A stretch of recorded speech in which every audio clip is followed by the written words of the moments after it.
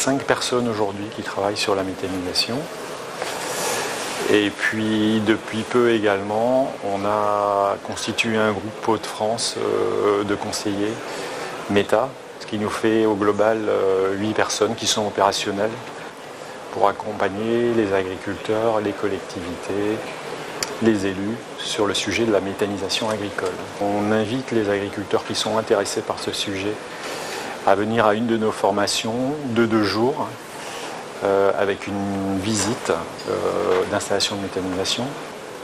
Après quoi, donc on les accompagne dans une étude de faisabilité. Le but, c'est de faire l'ensemble des choix techniques d'un projet de méthanisation avec consultation et validation par les entreprises. On profite également de la structure existante au niveau de la Chambre pour accompagner ces mêmes porteurs de projets sur des phases administratives que sont principalement les dossiers ICPE et éventuellement l'ensemble des démarches de raccordement, que ce soit raccordement gaz ou raccordement électrique.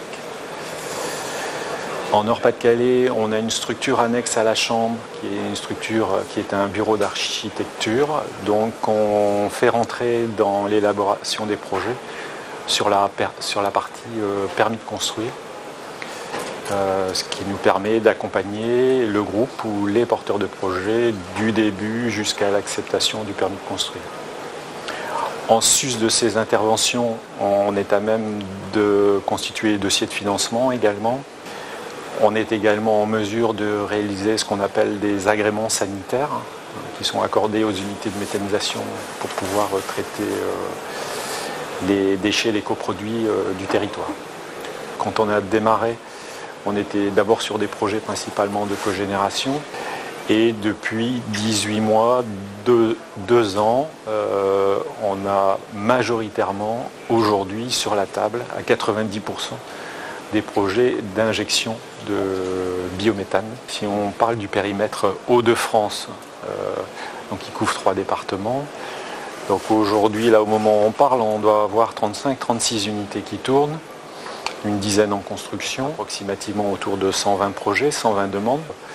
Toutes chambres confondues Hauts-de-France, on en a une quarantaine qu'on accompagne de façon très précise. Et puis un nombre encore assez indéfini où on vient faire des accompagnements ponctuels parce qu'ils ont besoin d'avoir des relais d'information ou des avis techniques sur des phases de développement de leur projet où ils se sentent un peu seuls, souvent face aux constructeurs.